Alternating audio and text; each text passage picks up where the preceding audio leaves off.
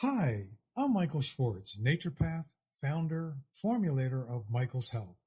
If there's anything I've learned in my years of practice, it's that food can either build you up or break you down. The stresses of life complicate matters even more. I've created targeted supplements based on what you yourself may have concerns about. The body heals itself once you give it what it requires. Improve your journey towards greater health. Join us at michaelshealth.com. Bitcoin soars, journalism dies, and podcasting brings much more transparency. Enjoy. Were you calling to me from outside of a dream? I wanna live, I wanna love you a little longer. I was invincible many years ago, and I was so much stronger. Welcome to the Age of Jeremy. My name is Jeremy Quintanilla. I am the co-founder of businesses such as 3T Warrior Academy, Q Financial, Q Consolidated, Age of Radio, and Merlin, the smartest way to track your crypto. You can find me on all social medias at Age of Jeremy. Some of them are at Age of Jeremy Q, and other ones at Cesar Jeremy Quintanilla. More importantly, there's a links in the episode description, and we are going to get this show on the road. But if you're new to this show is all about my trials and tribulations as I build multiple businesses and the things that I'm doing to push myself and my friends and my family forward into generational wealth. And I share all of those learnings with you on this podcast. We're also going to be having interviews more and more on this. I have some interviews from our UWU conference for Age of Radio. That should be coming out here shortly. But I really want to jump into today's episode because it has been a whirlwind of a week for a lot of people, including myself. And I will explain that right now. So the whirlwind for me wasn't so much that Donald Trump won. I assumed that Donald Trump was going to win, and I'm going to do a lo-fi episode. If you don't know what my lo-fi episodes are, they're supplemental episodes to my main episodes where I go into more deeper discussion about, the things that are going on in my life apart from business and more of my thoughts on certain topics. And it wasn't so much that Donald Trump won that bothered me. It was that Donald Trump won, and I feel that the reason why Donald Trump won was because people want the economy to be better, which I understand it. Inflation, has food prices up, I think 20%. People are struggling because of the rent, and they don't feel that the economy is any better today than it was when Biden took office. Now, I believe that some of the inflation, yes, is attributed to Biden, but I feel Biden got the inflation down much better, and the United States got the inflation down much quicker and better than, say, Europe. And I think that a lot of the inflation had to do with Trump policies along with Biden policies as well at the beginning of his administration. That being said, apart from that, I am disheartened because there is so much about the policies as it relates to I forgot what you call it in politics, so I apologize. But essentially for the fact that if there's different Supreme Court justices, they get into the Supreme Court, there's a possibility that we could, outlaw abortion across the United States. There's the possibility that we could reverse gay marriage. There are a lot of Christian nationalist groups that are pushing these policies, and I do not subscribe to Christianity in general, and I definitely don't want the Christian values for the nation themselves, especially because I want people to be able to do the things that they want to do, and I especially want people in the LGBTQ plus community to feel safe and be able to live the lives that they want to live their lives. And a lot of those issues were completely pushed aside because of the economy. Now, this may sound, counter to what I was just saying. And I understand that, because if you can't eat and you can't feed yourself, it's going to be very difficult for you to have compassion towards social issues that we need to address for all people to feel safe and free. The other thing is, I don't personally think that Trump can do all of the things that he said to prevent the war. I hope that I'm wrong, because I definitely want peace, but peace at what cost, I guess. And so I'm interested to see where that goes. So those were the things that have been kind of like, I've been thinking a lot about, been, talking to friends in the communities that are more fearful of what's going to happen, individuals that are immigrants. I believe that if you're born on our soil, you are a citizen. I think that's what makes most people a citizen in most countries. And the fact that if there's an immigrant in this, your soil, and they have a child or an anchor baby, that anchor baby is not a citizen. And I do think that it would suck to send those parents back. But I definitely feel that the child is a citizen of the United States. And then I've also been thinking a lot about, why is it that we're not unified as a North American continent the way that Europe is? And I feel that there are lots of religious belief systems that make it so we don't want to be that way, and we are too individualistic. And again, if you know my background in economics, I am a believer, I guess, in Marxian economics, and a believer in anarcho-communism or anarchy thought specifically. And I've gone at not great detail. I've gone in some detail about the way that I feel about that. I am around a lot of people that are more right-leaning, because I do have businesses. Now, the businesses that I own, I'm working to continue to foster them as more cooperatives, where people have a say in what's going on in the business, in certain parts of it where they're getting profit. And I'm a big advocate for democracy at work, and having that concept kind of push businesses forward, because it would be very difficult to, take back the businesses, have a revolution in that capacity from an anarchistic or a communistic revolution. I think that would be very difficult. And I obviously don't subscribe to state capitalism, and I don't subscribe to dictators or fascism. And so I get, I don't believe, I guess, from the stuff that I've heard, that Trump is specifically like a Hitler. But I think if you have to close out some thoughts and say, I promise I'm not Hitler, that's kind of worrisome to me. And I think that there is going to be a lot of, push towards getting immigrants out of the country.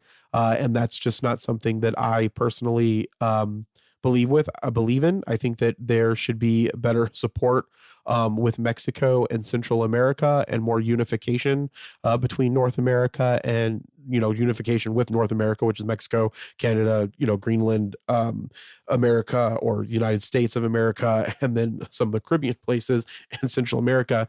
I think we need to unify that and help each other to make each of those countries better. But then, you're going to hear the thought about, where you need to take care of our citizens first. And I agree with that too. So we have to come and work towards a middle ground. And I think that we aren't doing that. We just keep flip-flopping on the sides based off of how the economy is affecting us. And it's very difficult in my mind to blame people in that capacity, because of the fact that, again, if you can't take care of your children, if you can't feed your family, if you can't move yourself up in society, then you are going to go towards someone who is a populist, such as Donald Trump, because of the way in which he says that things can happen. But back to the Hitler thing, I do think that we are going to have a lot of immigration, issues that are going to come up. And I'm the child of an immigrant, and I believe, if I'm not mistaken, my father got an illegal immigrant. My father got amnesty, I believe, when Reagan granted amnesty in the 80s. If I'm not mistaken, that's when he became a citizen. But I mean, if there wasn't illegal immigration, no one would be here right now. So it's kind of like, okay, well, you're going to put down this thing, but if that thing wasn't here to begin with, we wouldn't have the United States that we have, one. And two, for the people that are involved with my businesses and the people that I help and the things that I do, we wouldn't have any of this, right? All of these things had to happen so that we could be exactly where we're at right now. And if those things led us to something that was prosperous, I think that we should fight to keep those things the way that they are, so that we can continue to be prosperous. And I think immigration including illegal immigration, makes us very prosperous, especially in Arizona, where we mainly have a consumption tax. In Glendale, the consumption tax is like 10%, high nines, 9%, 10%. And that's helped us get the money to fuel the things that we do here in Glendale. And so when we have illegal immigrants, they still spend money. And when they spend that money, they do pay the consumption tax on that money. And consumption tax is a much better way to fuel economy, in my opinion, than a federal tax. So, a lot of people are like, well, how can you be, believe in like the lack of the government, but still be a liberal? Because in the far left, and the further you go left, you want to have less government intervention. But the problem is there's too much capital intervention. And I'm going to go on from here because I'm going to discuss more of this on a lo-fi episode, hopefully that I can get recorded this week and out this week. But that's been kind of like my week. And so it's not so much that I don't think that we can overcome this and we'll keep fighting for it. It's just that I think people look to Donald Trump to create this amazing economy, but that may be true, right? It may be true. We'll see. But at the same time, we're going to take away so many social rights and rights of individuals if the Christian nationalists get their way. And that's one of the things of why I didn't vote for Donald Trump, apart from the fact that I just personally don't think that he's a good human being and I don't want him to run the country. And so that's just my opinion. We're each entitled to our opinions. And so I think that you're entitled to your opinion. But I think that when we get into racism and bigotry, I think it makes it very difficult to support people that support that, even if it's inadvertently supporting it. So that being said, I want to talk about one of the good things that I think that will happen with this administration is the increase in Bitcoin. So if you have been following this, Bitcoin is completely on the rise. I don't think that cryptocurrency alone was a good enough reason to vote for Donald Trump. But again, cryptocurrency is going to do very well under Donald Trump. So Bitcoin breaks $80,000 for the first time on optimism over Trump. I'm recording this on November 10th. This article was written November 9th. I think the last time that I saw it today, it was at $79,000. But Bitcoin rallied past $80,000 for the first time on Sunday, November 10th, boosted by, Sunday. I guess I'm so confused. Today's November 10th. Oh, this was updated on November 10th. Okay, so this article is updated. Bitcoin rallied past $80,000 for the first time on Sunday. This is coming from Bloomberg's, boosted by President-elect Donald Trump's embrace of digital assets and the prospect of a Congress featuring pro-crypto lawmakers. So to that point, if you're listening to this, I will say take freaking advantage of this and invest in cryptocurrency. I would invest in Bitcoin. I would invest in Ethereum. I invest in XRP, obviously. I invest in XLM. XLM is one of my biggest holdings, and then probably XRP and Ethereum. And then I really want to get one full Bitcoin. I wish that I would have worked on that a long time ago, but here we are. And I think that Bitcoin is going to be, I'm still out on whether or not it's going to hold its intrinsic, because right now there's no intrinsic value for it, like say gold, but it's going to become, in my opinion, the new gold. But I'm curious to see what happens after January hits and Trump becomes president, what happens with cryptocurrency. But right now it's fueling, so I would pick up some Bitcoin.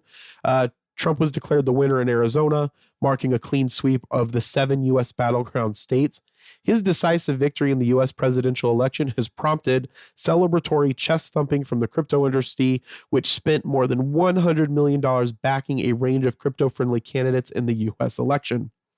With the dust from Trump's victory still settling down, it was only a matter of time before a run-up of some sort occurred, given the perception of Trump being pro-crypto, and that's what we're seeing now, said Lei Shi, Hong Kong managing director at market-making firm Oros. And so I think when we look at this, we're going to see Bitcoin get to the $100,000 mark. I think that over time, we're going to see it get to the $150,000 mark. wouldn't say that I'm a Bitcoin maxi, but I think it's worth taking advantage of the opportunity.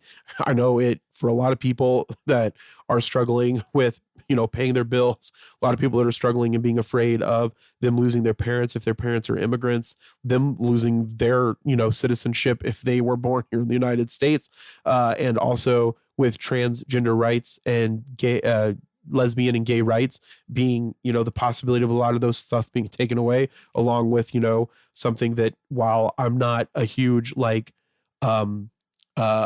pornographic watcher, I do believe that pornography is a freedom of speech and a freedom of expression. And with the Christian nationalists trying to take that away, or the possibility of them trying to push to reduce that, which I think that it needs to have a lot of better laws in it for child trafficking. But I do believe that it's your body and it's your right. If you want to film it and sell it, that's up to you. But I also believe that prostitution should be legal. And I believe that doctors should be able to assist in suicide. But, that's me. And so, but, I think that while it's hard dealing with all those things, I would take advantage where I can take advantage. And one of the places that people can take advantage of is in cryptocurrency. So I encourage you to set up a Coinbase account. I'm going to probably be investing in Coinbase here, probably now 100%, because it's the main exchange that we have that is regulated by the Securities and Exchange Commission, because it is a publicly traded company. So I would definitely think about adding some Coinbase to your portfolio. I would add Bitcoin. I would start buying up Bitcoin. And even if you can put $10 a week into Bitcoin, $10, doubling in money, that's $10 to $20. So if you put $10 in a week and you have $100, you just made $200. And I know that $200 may not sound like a lot, but I would start doing that. And I would definitely start putting money into XRP, because $10 in XRP goes along a lot further way. Especially there's a lot bigger growth possibility with XRP, being that I can't remember what it was last time I saw. I feel like the last time I saw it was like a 50 some cents, but maybe I'm wrong. And so if that goes to $10, that's a really big win. So I would definitely try to take advantage of where you can in a shitty situation. If you are a person that doesn't believe that Trump should have been the president, I know there's a lot of things to deal with, but again, sometimes if you play the game, you can get yourself to where you need to be, and then you can work to change the game into your favor. And with that, we'll be right back. A Liberty Seguros agora é Yellow. Tudo aquilo que já era bom continua igual. Excelência e proximidade permanecem como nossa essência. Porque não é uma mudança, é uma evolução. A Yellow está sempre em sintonia com você. É liberdade com segurança. A melhor experiência acessível a todos os clientes, iluminando cada passo da sua jornada. Deixe essa luz iluminar seu caminho. Yellow Seguradora. Seguro para viver livre. Consulte seu corretor.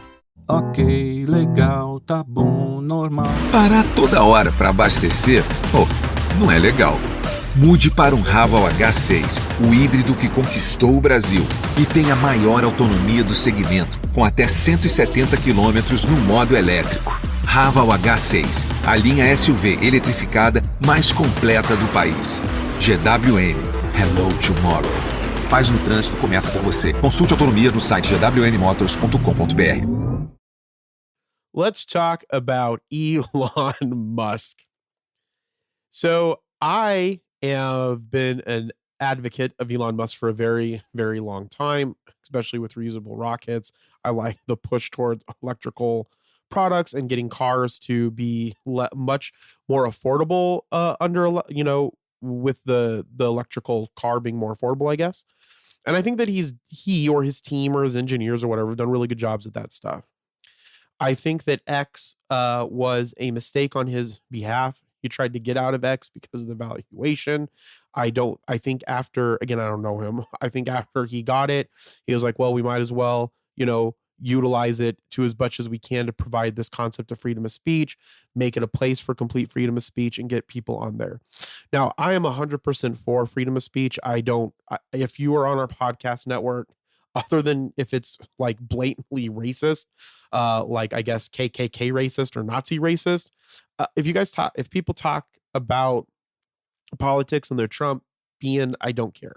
If they're talk about politics and they're leftists or communists or libertarians or far right, it don't matter. That people have a right to talk about the things that they want to talk about, as long as it's not inciting harm, such as Alex Jones does, then I'm all for it.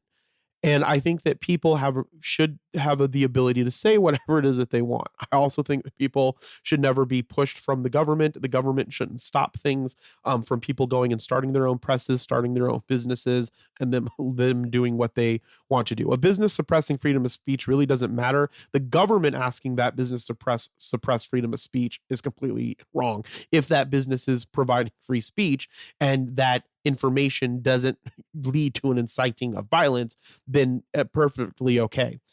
So I think that Elon Musk having X, I personally, and if this frustrates people, I mean, it is what it is. It's my opinion. I think X is a much better product now than it was before. I think the stuff that they have implemented on it has been really good.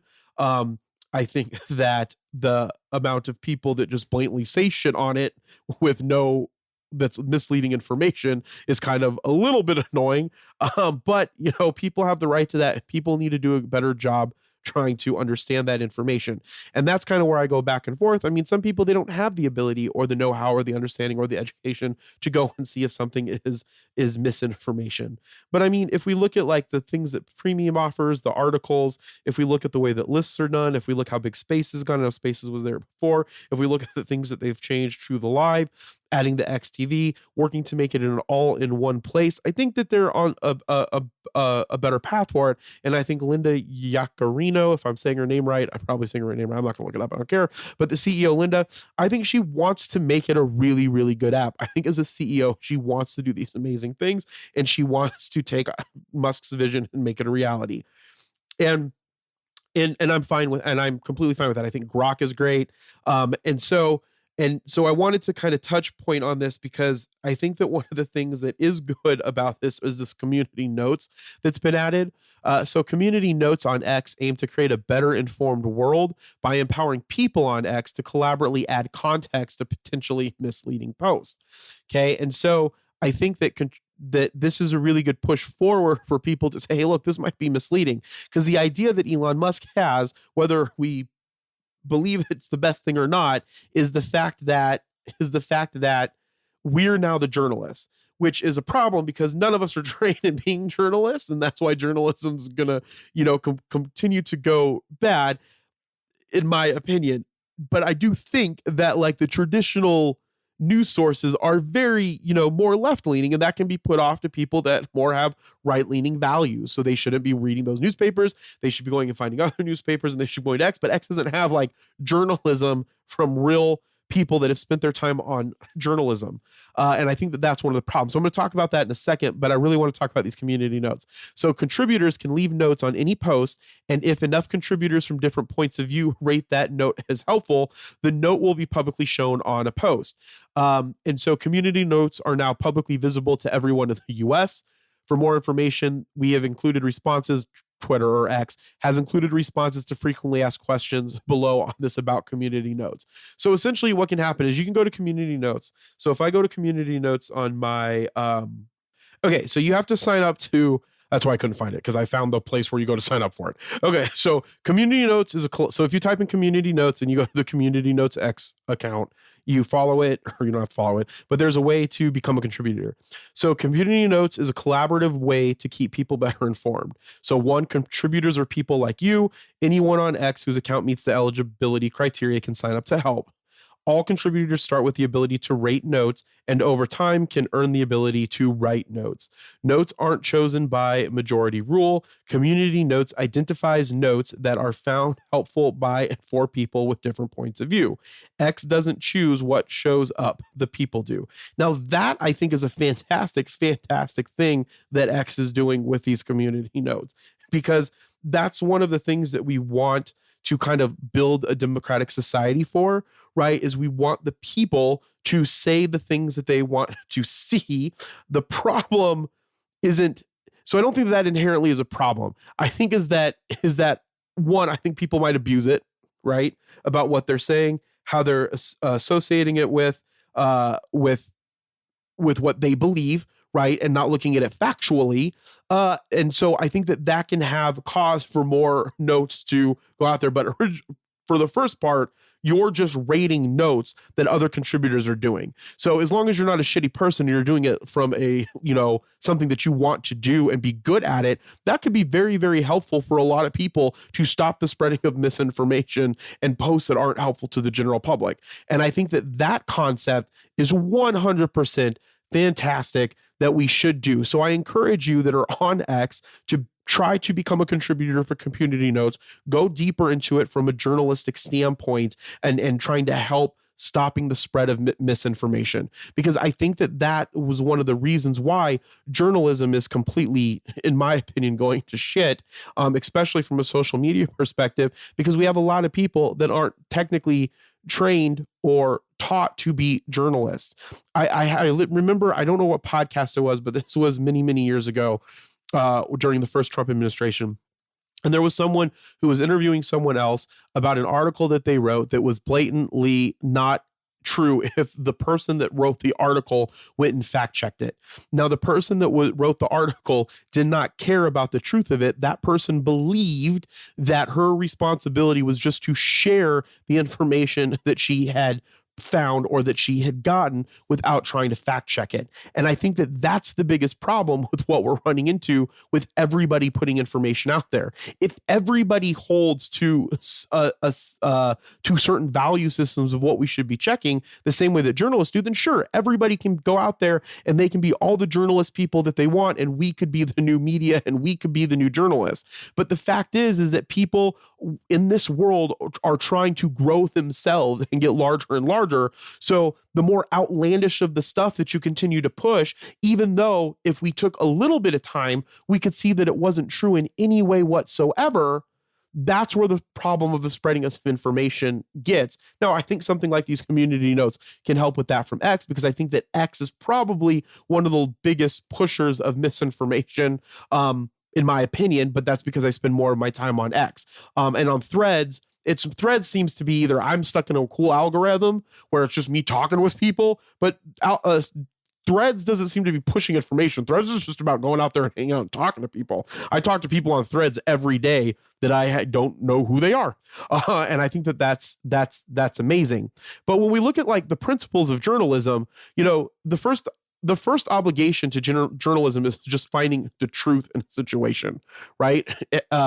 They have to convey they have to convey a reliable account of their meaning. It has to be valid for now, and it could be subject to further investigation. And then the journalist's responsibility is to go and further that investigation, and they need to be transparent. The problem is people on the right don't think that the mainstream media does that anymore because of the people on the right pushing that propaganda and that agenda. And then the same thing on the left, they push that same propaganda to the people on the right. So depending on who you are, you can't really believe it. And that's why we have to do a better job of getting our news, reading our news, slowing that news down for our minds so that we can make good assessments of what is real or not. Another one is its first loyalty is to the citizens. So most people that go to journalism school and they learn some of these things, the goal is to find the things that are best for the citizens and provide factual information to them so that they can make assessments in their life and what they want in the life, and based off of the article that you're talking to them, or writing to them or presenting to them. Then it's the essence is a discipline of verification. So journalists need to go and verify and fact check. And then when you present the information in a written format or in some other media format, you put where you got your source so that other people can go and fact check that information to say, hey, is this really reliable? Is this really true? And I think that that's the main piece that we're really missing out, because a lot of people want to just push and push and push, right? One of the things that X does do well is when I get posts from Bloomberg's Business Week, I'll read through it.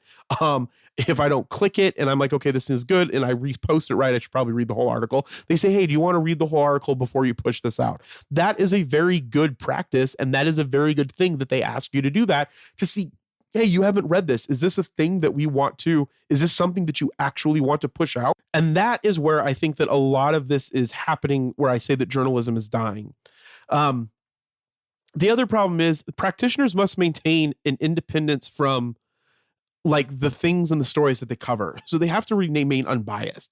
And I think that that's where a lot of the stuff happens.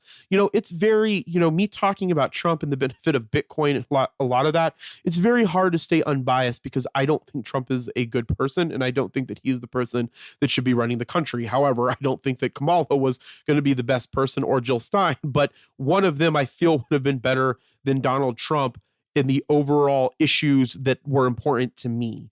Again, the economy, while I want the economy to be good for everybody, the economy for me, I'm fine with it because I can make as much money as I want because I can go out there and build businesses and do the things that I want. Not everybody can do that.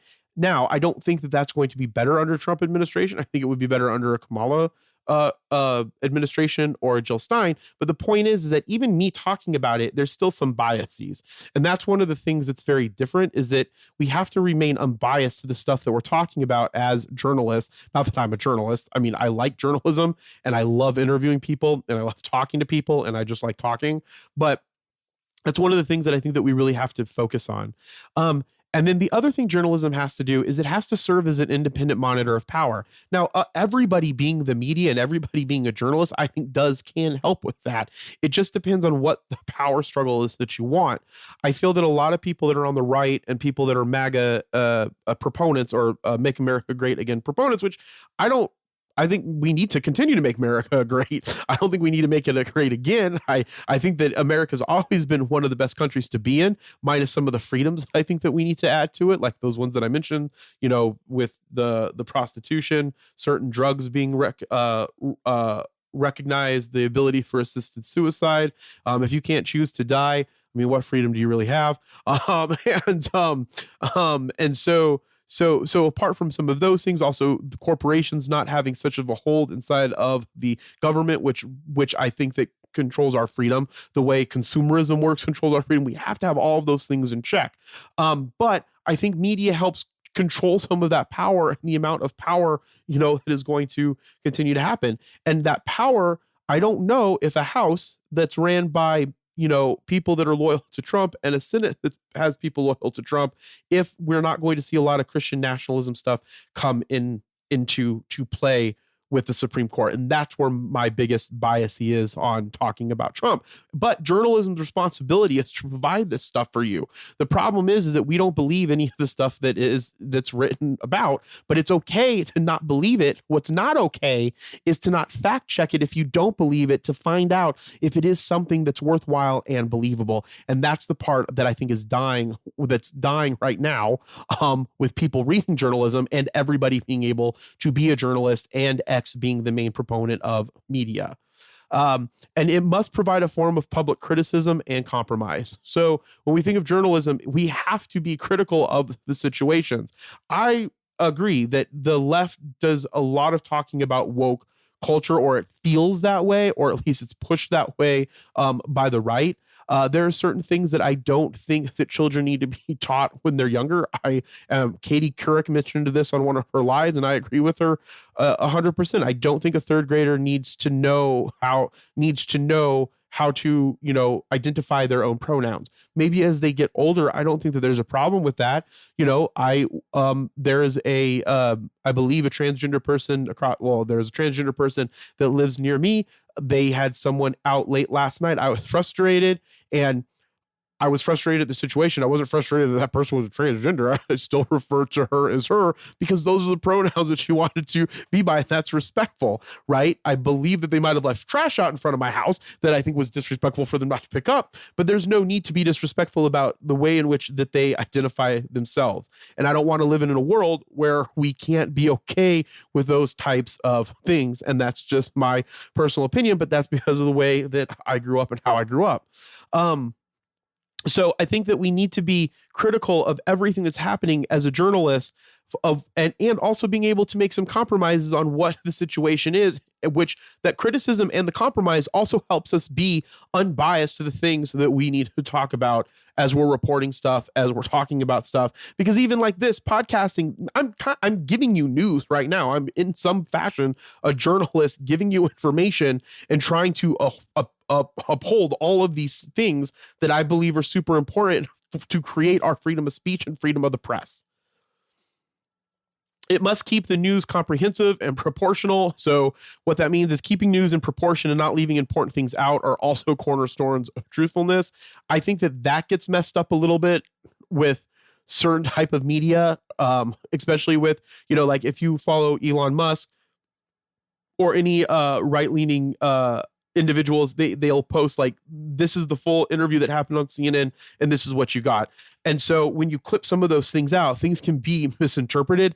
I don't think that that's right. How do you solve that? I don't know, because we can't put the entire interview on the air. However, I think that we can put the entire interview on the air if we take it away from traditional media sources and we move it to more independent media sources like podcasting, which is what I'm going to talk about after the next break. But I think it's really important that we talk about this journalism piece here. So this will be a longer episode.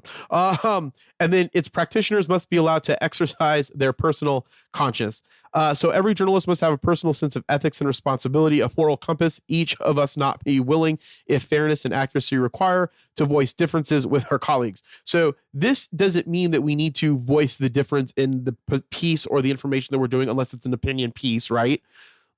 It means that if someone else is pushing something that we think is wrong, we need to be integral about that and say that, no, that's not accurate. Like, so one of the biggest ones, and this is me too, a lot of people believe that the Rothschilds gained most of their wealth during having to do something with the Napoleonic Wars. I can't remember it off the top of my head. So the thought of the story is that Nathan Rothschild, during the after the Battle of Waterloo, he was able to get back to London in time to alert the family to Napoleon's defeat, and then the family was able to, I think, short bonds or do something with the disruption of the bond market to make a bunch of money. And so most of that story, whenever it's brought up, I'm like, yeah, that's a thing that happened. But after spending some more time researching it, reading about it, Neil Ferguson, who is I think he's British, a British historian and author, and he has a book about the Rothschilds, and he explains that while the couriers did get to London first and alerted the family to Napoleon's defeat, he argues that since the family had been banking on a protracted military campaign, the losses arising from the disruption of their business more than offset any short-term gains in bonds after Waterloo. But that story was the story that Nathan Rothschilds did that was an embellishment from a gentleman named Matthew Darnavali in 1846, and then further embellished in John Rees in 1887 in the Rothschilds, the Financial Rulers of Nations. And so because of that, I kind of like moved away from agreeing with that, because it doesn't look like they were able to capitalize on that specific situation. On top of that, it was couriers that made it back to London. Nathan Rothschild, if I remember correctly, where he was located, he could not have made it in London in that time. And that story was debunked, but it is a story that keeps getting perpetuated because people don't try to check the facts of what is going on. And again, that's one of the things that I'm talking about, that's one of the reasons that we need to get better if we are going to be the journalists of the future. All right, let me make sure I didn't miss any of those notes that I had. If I still have those notes up anywhere, who knows? The last one, citizens too have rights and responsibility when it comes to the news, and that is making sure that we're fact checking the news that we're getting, and we're not pushing news that we believe that is false, because that's what spreads the misinformation. So go and check out Community Notes. Maybe you want to be a Community Note contributor in X. Reach out to me in my broadcast channel, or DM me, I guess, because you can't reach out to me in the broadcast channel. DM me on your thoughts, or reach out to me on X and let me know your thoughts. Send me a message. I would love to hear your thoughts on the new world, where we're really the media, as Elon Musk likes to call it on X. I do think that that's true. I think we have a responsibility to adhere to journalism standards as well. We'll be right back. RH, quer saber como voar no trabalho? É só usar a Flash. Com a Flash, você concentra toda a gestão de pessoas em um único lugar. Faça a admissão dos colaboradores e solicite mais de 8 categorias de benefícios. Ah, e você ainda pode fazer todo o controle de ponto. Conheça o novo onboarding integrado da Flash em flashapp.com.br. Now, I don't know if this is a true story or not, but Barron Trump, I believe it was Barron, told his father, Donald, to, do a round on podcasting. And so Donald did Theo Vaughn, which I thought was really interesting. He did Lex Friedman. He did Joe Rogan. Kamala Harris, she pushed back on doing podcasting with Ezra Klein, I believe, and some other individuals. But she did go on one called Call Her Daddy, if I'm not mistaken. I think that's a big podcast. I think that's the name of it. Hold on. Let me find my note. I went away from my note. She went Call Her Daddy. And I think that we're going to see a bigger push towards podcasting moving forward as a way in which people do their interviews for anything. For a couple of reasons. And I remember back in 2016, I feel like a lot of more of the candidates, especially Bernie Sanders, Bernie Sanders is probably, I know a lot of people out there, he's a socialist. Obviously, I'm a socialist, if not a further socialist than most socialists. Bernie Sanders is someone that I admire a lot for the fact that he has stayed true to his message his entire life, and he's been fighting for the same things, and he's been making incremental wins. And I feel that if the Democratic Party would have listened to him about them losing the working class and the lower middle class and the middle class, that I believe that the Democrats could have pulled off a victory over Trump. But I remember them doing podcasts and stuff, but I'm not 100% sure. But I remember them doing a lot more interviews. And I feel that there were hardly any interviews done during this election cycle. Now, given, I think Kamala only had like 100 days and Trump had been doing, other interviews and things for a while. But to see them go on the podcast and see Trump really hammer in on those podcasts to, I hate to say it, I don't mean this in any bad way, but podcasts that uneducated white men listen to, maybe not 100% necessarily Lex Friedman, but definitely Joe Rogan and definitely Theo Vaughn, that was a very, very brilliant marketing idea, in my opinion, from the Trump administration. Whether or not you believe he won fair and square or not, let's say for the argument of this that he won fair and square the election, then that was a really good marketing maneuver by him, especially in the time frame that he did it.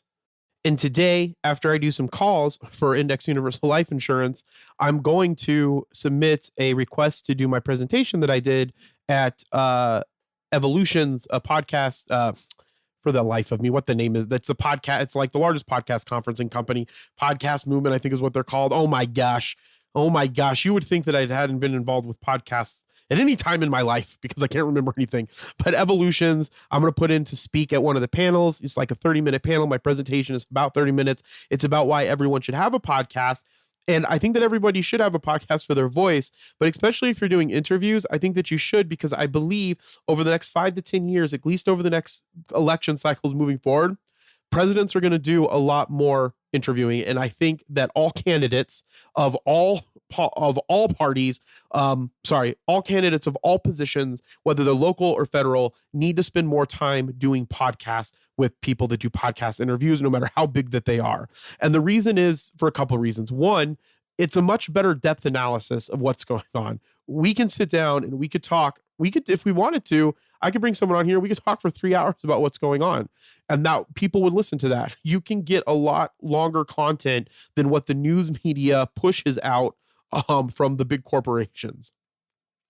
Unlike traditional media, which often focuses on sound bites and brief segments, yes, we'll clip some of those sound bites and push them out, but you can listen to the entire hopefully unedited thing, depending on what's happening. Podcasts offer long-form discussions that delve into the complexities of political platforms, and they can go deeper into policies. So if, for instance, on the next round, I'm going to try to get the people that are running for the county treasurer. I'm going to try to get the people that are running for the governor. I don't give a who. I'm just going to ask. And I'm be like, look, what are your policies? Now I'm going to need an assistant. So if you want to be my assistant, help me gather information on questions to ask some of these people, that'd be great. But my point is that if we have these conversations with people, we sit down and have these in a room or whatever, we can talk literally about the policies and what we're trying to do. Now, do I think that Trump really dived into his policies? No, but I think he dived into what he was going to do. And it gave the opportunity for Theo Vaughn, Joe Rogan, and Lex Friedman, especially Lex Friedman, because I think Lex Friedman, a lot of people think might be a little bit boring or dry. I think that he does a really good, questions. I don't think he goes hard enough on some of his questions. I'll agree with that. But I think that he did a good job on his questions. And so I think that this is going to allow voters to access through breakdowns of candidate positions. It's going to help them engage with expert opinions, and it's going to help them gain much better perspectives. And I feel that if Kamala, and I think Jill Stein probably did podcasts, but she's not in these notes, should have looked that up. But if they did more podcasts and they went deeper into this stuff, we would get a better sense of what they were trying to accomplish. And I think that we're going to see that. And I encourage you, if you have an interview style podcast and you're interested in when the election cycles come and you want to interview people, go and interview people that are local and find out about their policies. Most people out there, and this is something that I stole from Gary Vaynerchuk, one of the best things that we can be doing as podcast hosts, not only to grow our podcast and to make money or whatever, we can go to businesses, we can talk to them, we can do stuff with them, we can get them on our podcast. Everybody wants to talk about the stuff that they have going on. Just go over to the Instagram at Age of Radioverse and check out those interviews that I did. It's the stuff that people have going. They shared what they have going on and they freaking loved it. It was amazing. So go and check that. Go and check that out so you know what I'm talking about. But that's one of the biggest things that we can do much better if we bring people onto our podcast. The other thing that it does is it humanizes people. So I think when you see Kamala Harris go on a podcast, or you see Joe Rogan or Donald Trump go on a podcast, you start to get a real sense of their communication, how they talk in a, I'm sure that they have their talking points, but it makes them feel more human, especially if they're on an independent podcast that you listen to. You're gonna be like, wow, this is really cool that this president came to this podcast of this, like someone like me, and then you get to hear it and you can be like, yeah, I think I might vote for this person, or I get a better understanding. I won't vote for this person. Because again, it's not designed to push the candidate that you want. It's designed to have a conversation with the people so you can ask them questions. Now, I'm not the kind of person that would be like, you did this wrong and you did this wrong. I would ask them, do you think that this happened or this happened well? What do you think that you could have done better? And let them open up and ask those questions.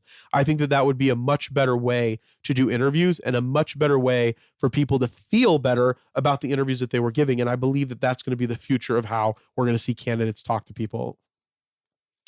The other thing is it mobilizes grassroots supports. So podcasting is about independent creators. And when people, I know that I have people that might, that are involved with Age of Radio. And, we start off with motivation podcasts. We have comic book podcasts. We have all kinds of stuff. The reason why I do that is because podcasting is about the little person. It's about a person. It's like Pump Up the Volume with Christian Slater. It's like he had a pirate radio station that he had done, and it was a voice for people that were like him.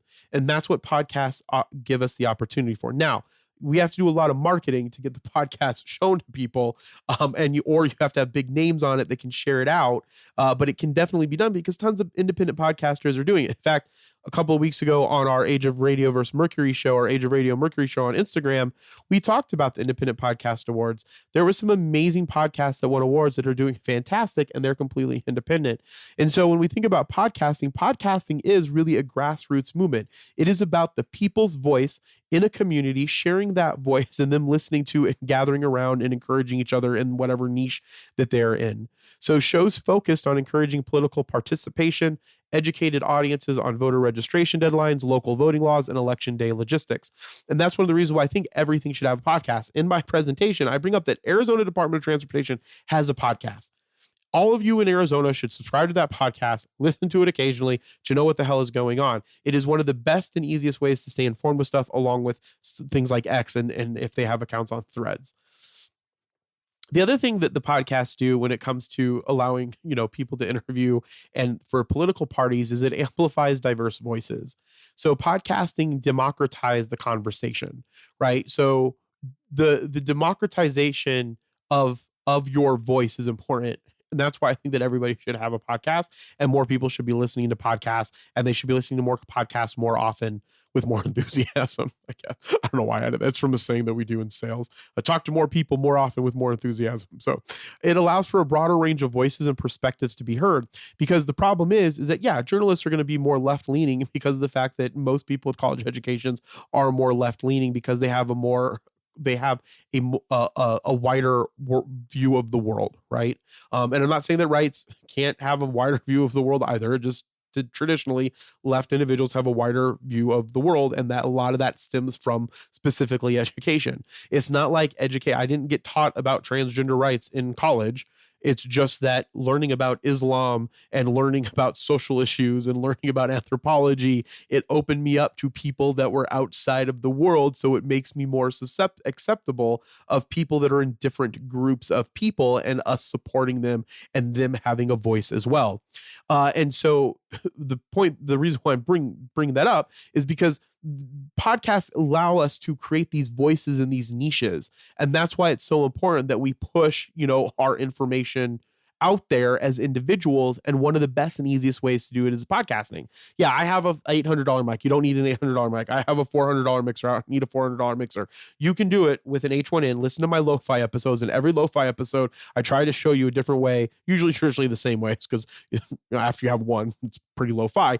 You can make a podcast with $70 with an H1N and a computer. And Audacity's free. That's where you can mix it and you can share your voice.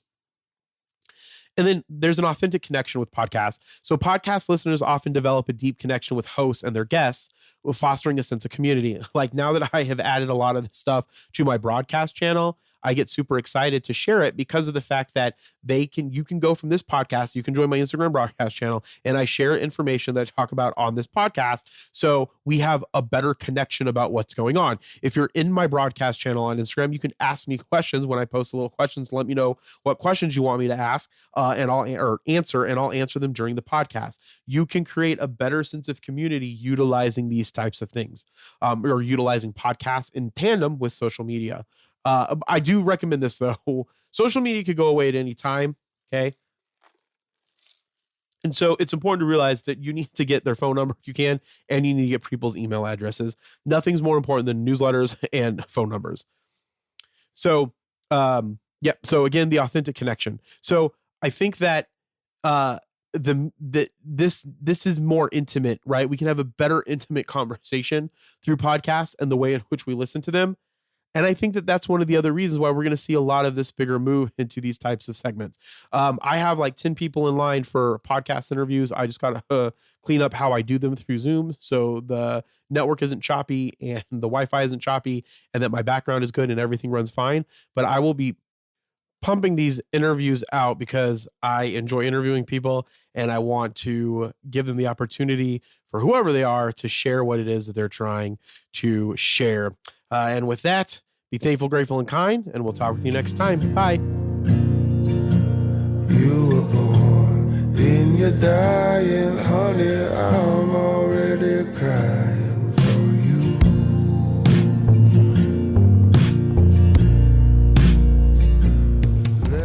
If you enjoy this podcast, make sure that you like and subscribe to it.